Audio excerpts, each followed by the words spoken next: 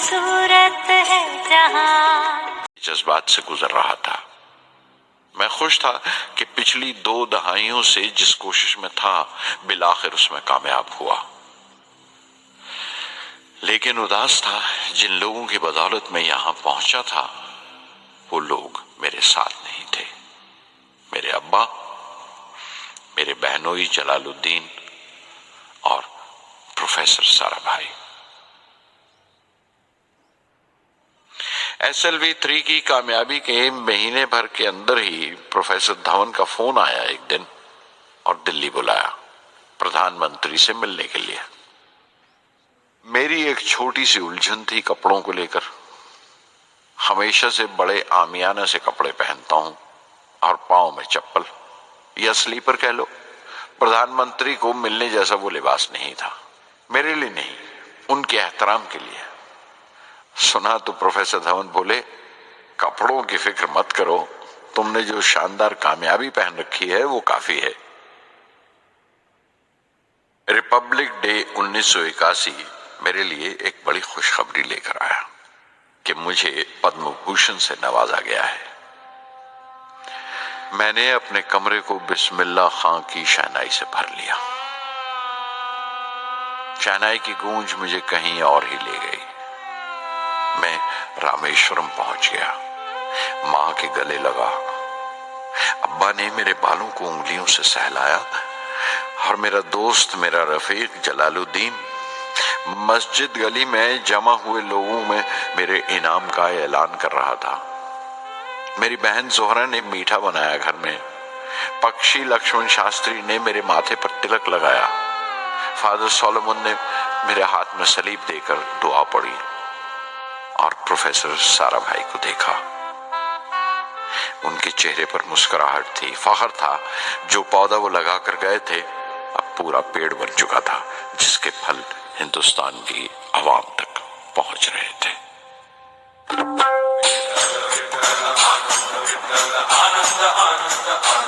ओ आनंद से डोही आनंद तरंग, आनंद से डोही आनंद तरंग।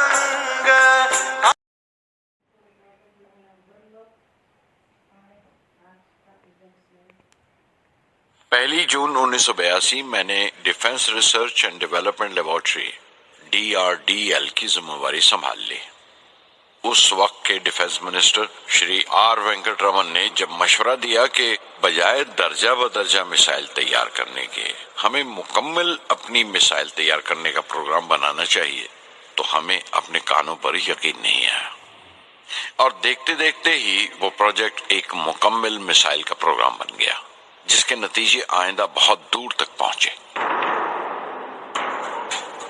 हर एक प्रोजेक्ट का नाम हिंदुस्तान की खुद मुख्तारी, सेल्फ रिलायंस का सबूत था। सरफेस टू सरफेस मिसाइल का नाम पृथ्वी रखा गया।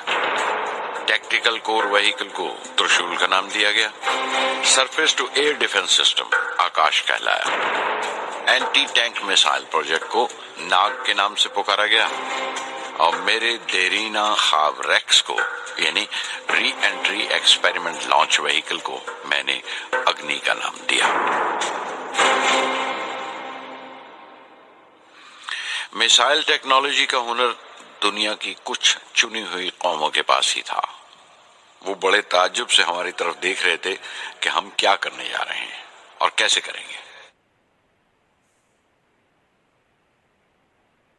हम एक मीटिंग में बैठे हुए अपने मकसद को पूरा करने के लिए 1984 की निशानदेही कर रहे थे जब डॉक्टर ब्रह्म प्रकाश की मौत की खबर आई। मेरे लिए वो एक और सदमा था। पहली SLV की नाकामी के वक्त जिस तरह उन्होंने ढारस दी थी मुझे, वो याद करके मैं और ज्यादा गमगीन हो गया।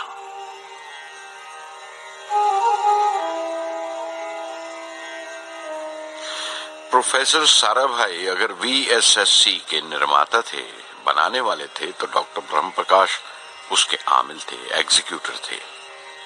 उनकी विनम्रता ने मुझे बड़ी हद तक नरम कर दिया और मैंने अपनी तुंद मिजाजी पर काफी काबू कर लिया।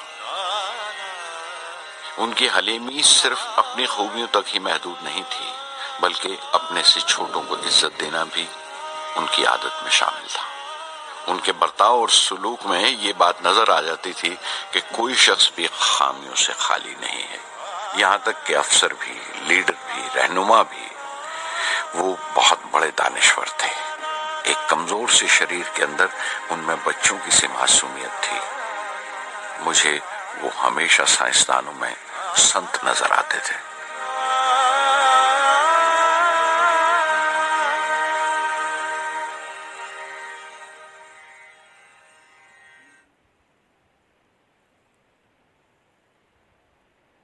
پرتھوی کا کام اپنی تکمیل کو پہنچ رہا تھا جب ہم 1988 میں داخل ہوئے۔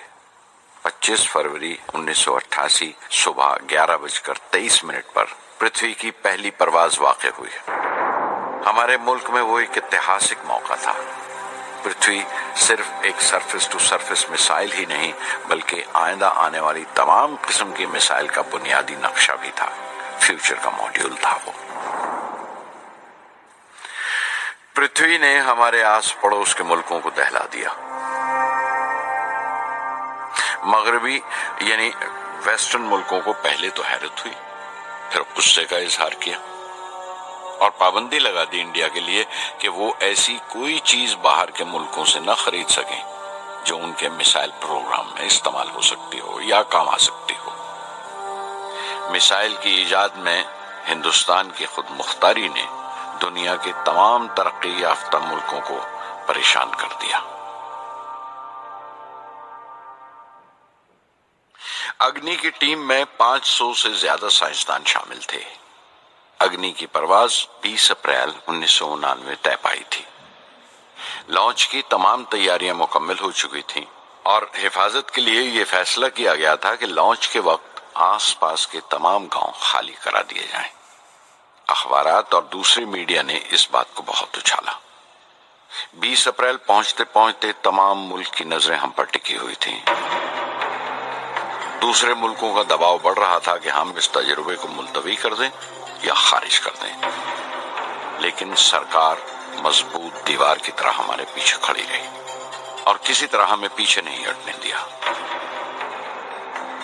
پرواز سے صرف 14 سیکنڈز پہلے ہمیں کمپیوٹر نے رکنے کا اشارہ کیا۔